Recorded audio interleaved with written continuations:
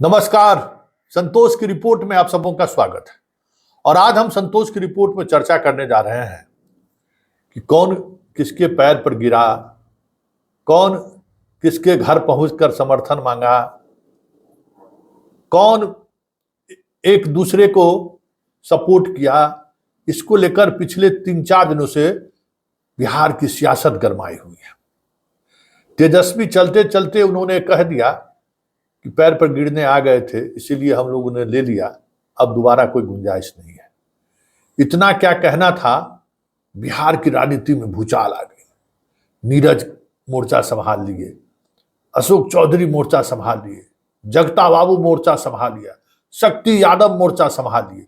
मतलब एकदम टूट पड़े सब के सब कि कौन किसके पैर पर गिरा, कौन किसके यहां गिरगिराया कि आ जाइए आ जाइए आ जाइए, कौन किसके लिए लॉबिंग किया, कहां किया, कैसे किया, उसने क्या बोला।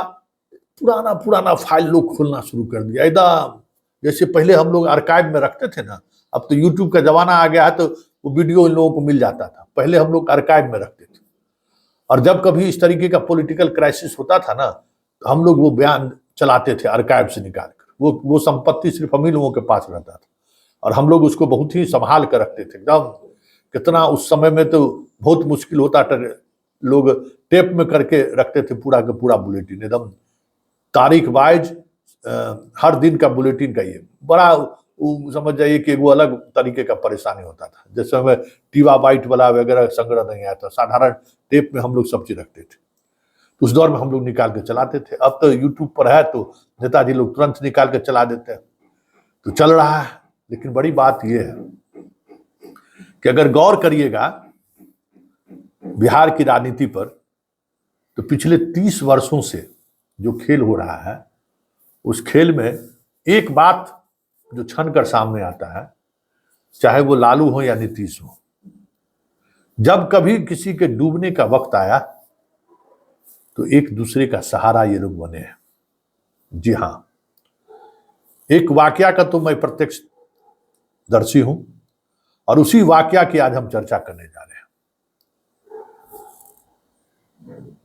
बहुत बड़े आदर्श राजनीति में जो होता है उसका परिचय देते हुए नीतीश कुमार इस्तीफा दे दिए थे 2014 के लोकसभा चुनाव में। जब चुनाव हारे तो इस्तीफा दे दिया। कहते हैं कि उस इस्तीफा को लेकर वशिष्ठ नारायण सिंह ने वीटो लगा दी थी नीतीश कुमार को कि नहीं ऐसा मत करिए। लेकिन जो भी रहा, शरद यादव से जो भी राजनीति रही, शरद यादव ने कहा कि भाई आपने नैतिक जिम्मेवारी तुम्हें लेना चाहिए।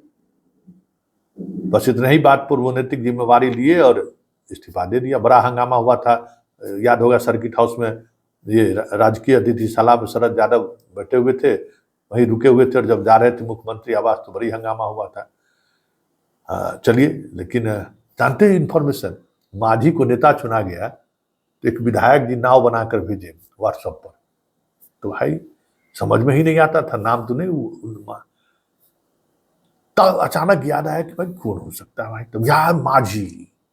तो हम लोग खबर चलाए मांझी हो सकते हैं, निर्णय में मांझी मुख्यमंत्री बन सकते हैं। खैर मुख्यमंत्री बने।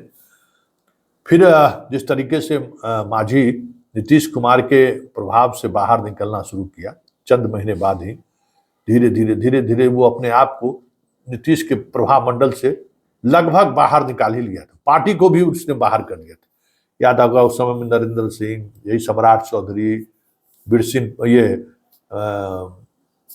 एक विधान परिषद थे, वो सारे मंत्री जितने लोग थे सब लोग, नीतीश मिश्रा, ये सब लोग कहीं न कहीं जीतन राम मांझी के पीछे खड़े थे। ज्ञानू, वो एक मतलब पार्टी धीरे जैसे जैसे मुख्यमंत्री के तौर पर जीतन राम मांझी अफसरों का मनमर्जी तबादला करना शुरू कर दिए थे, पार्टी उनके ग्रिप में आना शुरू हो गया था। और नीतीश कुमार चाह के भी जो है सो कुछ कर नहीं पा रहे थे। अंजनी बाबू और चंचल कुमार भी समझ जाए कि एकदम निरुत्तर हो गए थे। इस तरीके से धीरे धीरे उसने सरकार पे एकदम कमल कसना शुरू कर दिया था। नीतीश कुमार का कुछ मतलब अक्षत होना शुरू हो गया था। और उस दौरान शरद यादव ने राजनीति शुरू कर दी। और राजनीति इस कदर शुरू हो गई कि उस खेल में कहीं न कहीं अप्रत्यक्ष रूप से बीजेपी भी शामिल हो गया। और बीजेपी ने तो 5-5 करोड़ रुपए पर विधायक की कीमत लगा दी। और उस दिन अगर लालू यादव कमर कसकर नीतीश के साथ खड़े नहीं होते तो पार्टी उनकी उसी दिन टूट गई रहती और बिहार में बीजेपी की सरकार बन गई रहती। भले जीतन राम मांझी के साथ कुछ दिन सरकार चलता, लेकिन सरकार बन गई रहती। वो दिन मुझे याद है, मैं वहीं पे था जहां ये सारी चीजें हो रही थी, उसका मैं गवाह हूं। केसी त्यागी भी आए हुए थे, वो चाणक्या में, जहां तक मुझे याद है वो चाणक्या में ठहरे हुए थे, शरद यादव भी ठहरे हुए थे। पूरा कसमकस चल रहा था कि मांझी को हटाया जाए और उसको लेकर विधायक दल की बैठक बुलाई जा रही थी। और विजेंद्र यादव सहित जो इनके खेमे के जो लोग थे, वो लोग पूरा मन बनाए हुए थे कि अच्छा है, इस बार कुर्मी को घुर्मी छोड़ा दिया जाए। उस दौर में मतलब पार्टी ज्ञानू वगैरह जो जदयू से जो बाहर हुए बीजेपी में गए, वही दौर था ना। तो अधिकांश जो सवर्ण विधायक थे उसको बीजेपी ने तोड़ ही लिया था। पिछड़ों में भी जो यादव था नीतीश कुमार के साथ, वो यादव टूट ही गया था। कुछ कुशवाहा, कुछ पिछड़ा विधायक भी लाइन पे आ गया था। लेकिन लालू यादव खड़े हो गए, अड़ गए कि नहीं। और लालू यादव के अड़ने के बाद, भाई 22 विधायक उनके पास तो था ही, अड़ने के बाद शरद यादव का भी और बीजेपी का जो, शरद यादव तो पर्दे के पीछे थे, बीजेपी भी पर्दे के पीछे ये खेल खेल रहा था। दोनों को अब मुंह खानी पड़ी। और यही वजह है कि शरद यादव को जो नीतीश कुमार इस तरीके से, उनके निधन के बावजूद भी नीतीश कुमार उनसे मिलने तक नहीं गए, देखने तक नहीं गए, अंतिम संस्कार में भी शामिल नहीं हुए और बाद में उनको पार्टी छोड़कर आरजेडी के साथ जाना पड़ा, उसके पीछे भी वजह यही रहा कि नीतीश कुमार उस दौर में जब वो जीतन राम मांझी को वो हटाना चाहते थे, बड़ी कोशिश की उन्होंने, लेकिन ये लग गया था कि अब उनके बस की बात नहीं हो। सिलेंडर, नीतीश कुमार तो सिलेंडर बोल गए थे। जितने लोग भाषण दे रहे हैं ना, अभी बड़ी बड़ी बातें कर रहे हैं, उन लोगों की उस समय में राजनीतिक हैसियत क्या थी? ललन सिंह फेल कर गए थे, आरसीपी फेल कर गए थे, वशिष्ठ दा फेल कर गए थे। मतलब जो संकट मोचन पार्टी के हो सकते थे, वो सारे लोग हाथ खड़े कर दिए। सब लोग घबराए हुए थे कि विजेंद्र यादव क्या करेंगे, श्री नारायण यादव क्या करेंगे। श्री नारायण यादव जो निखिल मंडल जी के ससुर जी हैं, नरेंद्र नारायण जी यादव, वो क्या करेंगे। जो शरद यादव के खेमे के जो लोग थे, वो क्या करेंगे, क्योंकि एकदम बड़ा गैप हो गया था। और नीतीश कुमार इस तरीके से असहाय महसूस कर रहे थे अपने को। पता नहीं, लालू यादव जब उनके आवास पर पहुंचे, वही उसी समय में गेट टूटा था। नीतीश कुमार उसमें थे ना, उसी समय गेट टूटा था और दोनों भाई का मिलन हुआ था। और बड़े भाई की भूमिका में चट्टान की तरह लालू यादव खड़े रहे। और फिर सरकार, नीतीश कुमार सरकार में आए और 2015 में दोनों मिलकर चुनाव लड़े। और उस चुनाव के बाद नीतीश का देखते देखिएगा कि तेजस्वी और तेज प्रताप को लेकर वो काफी मतलब आग्रही रहे, मतलब एकदम बेटा की तरह उसको काम सिखा रहे थे। और आज तेजस्वी की पहचान अगर राजनीति में किसी ने पहचान 2020 की राजनीति से पहले, 2015 से पहले कोई तेजस्वी को जानता भी था कि इस तरीके से अच्छा वक्ता है, इस तरीके का राजनीतिक समझदारी है, इस तरीके से वो सौम्य स्वभाव का है, कोई जानता था? तेज प्रताप को लेकर उसी में इमेज हुआ कि भाई उड़न है, लेकिन तेजस्वी को लेकर तो एक छवि बनी पूरे देश, राष्ट्र स्तर पर भी और बिहार के स्तर पर भी कि भाई लालू का ये जो बेटा है वो परफेक्ट उत्तराधिकारी हो सकता है। तो आरजेडी में, लालू परिवार में आरजेडी का कौन उत्तराधिकारी होगा, कहीं न कहीं नीतीश तय किए और नीतीश ने तेजस्वी को तैयार भी किया। यह अलग बात है कि 2 साल बाद सरकार गिर गई, लेकिन तेजस्वी को तेजस्वी बनाने में या तेजस्वी का तेज जनता तक पहुंचे, उसमें नीतीश कुमार की बड़ी भूमिका है। कोई पहचानता था तेजस्वी को जी? कहाँ क्रिकेट खेलता था, क्या खेलता था, कोई जानता था? और उस दौर में उसका मीडिया से बातचीत, सौम्य स्वभाव, क्या कहना था, किस तरीके से एकदम लगता ही नहीं था कि लालू का वो उत्तराधिकारी है या बेटा है। एकदम अलग तरीके का कैरेक्टर उसका सामने आया। तो वो लालू का वो एहसान था नीतीश पर, बड़ा एहसान, जिसको लेकर नीतीश अपना एहसान तेजस्वी के रूप में, तेजस्वी को उत्तराधिकारी बनाने में, उनका चेहरा चमकाने में, उनका एक अलग तरीके से ग्रोन अप करने में नीतीश की बड़ी भूमिका रही। और वो अपना उनके उस एहसान को उतारने की कोशिश की। वैसे नीतीश कुमार के बारे में ये भी कहा जाता है कि 77 के लहर में भी चुनाव हार गए थे, उस लहर में भी चुनाव हार गए। और लालू यादव, नीतीश कुमार चुनाव जीते, इसके लिए वहाँ कोई क्रिमिनल था यादव का, दुलारचंद यादव या कोई रहा वहाँ क्रिमिनल, उसको चांदी से तोड़वाए थे, खड़ा होकर नीतीश को हरा देता था। तो उससे जाके हाथ मिलाए तो 85 में पहली बार विधायक बने। और इतना ही नहीं, ये जो विजय कृष्ण चुनाव जीत चुके थे, वो तो हम उस घटना का जो मेन मास्टरमाइंड है, उनके द्वारा कही गई बात हम आपको बता रहे हैं कि खबर आई कि विजय कृष्ण चुनाव जीत गए। उस समय में आज वो नेता बीजेपी के साथ है, लालू यादव के बगल में बैठे हुए थे। उसको बोले, करे कहाँ है नीतीश? तो कोनो वही बोरिंग रोड में कोनो प्रोफेसर साहब आके आ रहते थे, फोन लगाओ। तो फोन लगाया तो पता नहीं चला, उसमें बेस फोन था।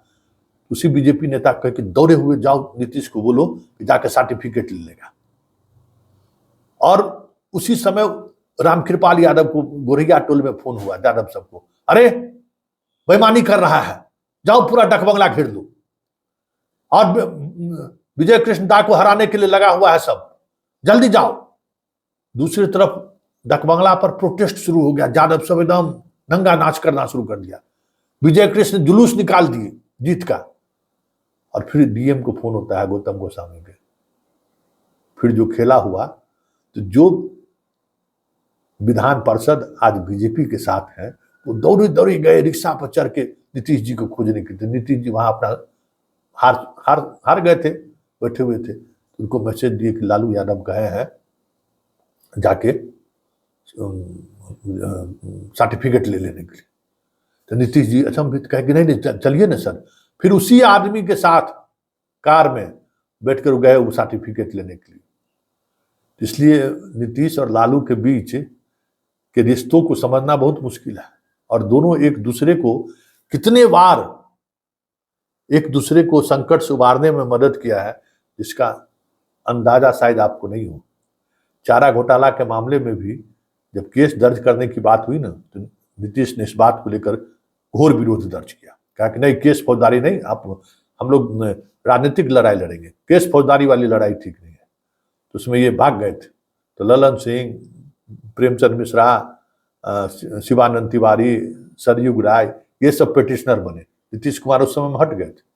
इसीलिए जितना ये झाँव झाँव झाँव झाँव झाँव झाँव झाँव झाँव झाँव झाँव हो रहा है ना, सच्चाई यही है कि दोनों भाई एक दूसरे को जब कभी मौका मिला तिनका को सहारा देने के लिए, तो ये सहारा एक दूसरे को देते रहे। यही बिहार की राजनीति का सच है कि 30 वर्षों से नहीं, 1977 से उस काल को सोच लीजिए, और आज तक जो भी उस राजनीति से बाहर निकले हुए नेता हैं, चाहे नरेंद्र सिंह हो, वशिष्ठ नारायण सिंह हो, चाहे जो चले गए नरेंद्र सिंह दुनिया से, चाहे सुशील मोदी हो, ये सब जितने लोग थे ना, एक आंदोलन से जो निकले हुए लोग, आपको मालूम है कि सुशील मोदी जी की जो पत्नी प्रोफेसर बनी थी, उसमें चुन चान के 30-40 को नेता के पत्नी सब प्रोफेसर बना। वो मामला अभी भी हाई कोर्ट सुप्रीम कोर्ट में आई है।